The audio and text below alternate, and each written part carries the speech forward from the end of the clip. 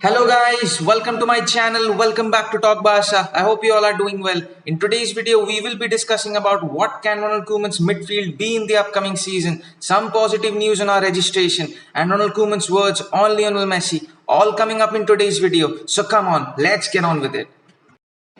First of all, let's start with Ronald Koeman's words when asked about the Argentine's departure. I knew there was a difficult situation between the club and Leo Messi and La Liga to have the possibility to keep Messi at the club. It takes a long time, but I was also surprised by the day and the moment that I heard he was finished playing for Barcelona. And I knew the financial situation of the club made it more difficult.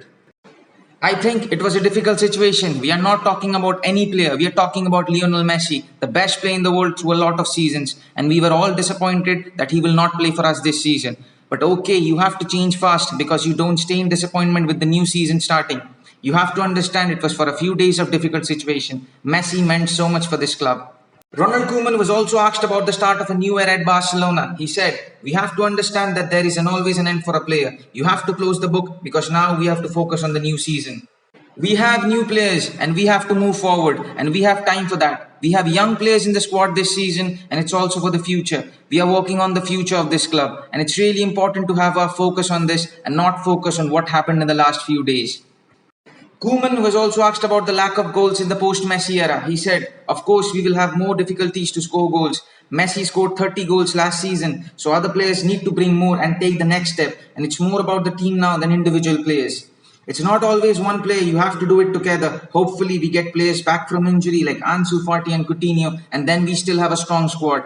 We will work harder, we will do more to achieve what people expect from us. We are still in transition. We have to understand that the start of this season is difficult. We still have COVID for all the clubs, but still we have players with injuries. So we cannot put all the players for playing because we are still missing some good players. We have a good preseason, we have young players in, but if we get all the players back from injury, the squad is still a strong one.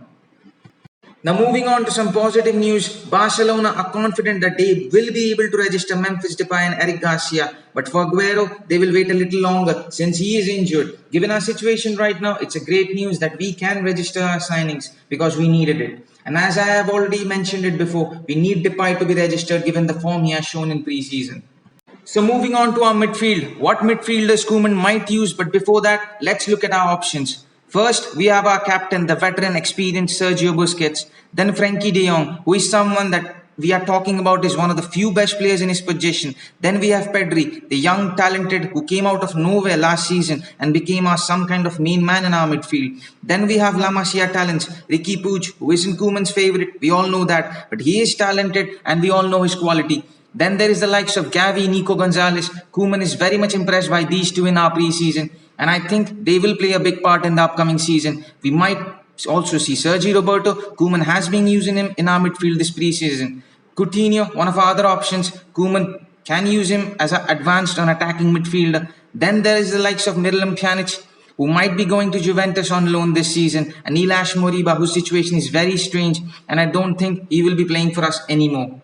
Now, if you are going to use 4-3-3 or 3 at the back formation, we have 3 spots in our midfield. I think we are going to see Sergio Busquets as our pivot, our CDM, De Jong and Pedri occupying the other 2 spots. I think this is Ronald Koeman's favorite and chosen midfield. We did saw this pretty much last season. Sometimes De Jong making those runs in the box, chipping us goals, and sometimes Pedri doing that. But we might see changes. Sometimes Ricky coming on or Gavi coming in place of De Jong and Pedri, and sometimes Nico coming in for Busquets if needed, or De Jong acting as our second pivot.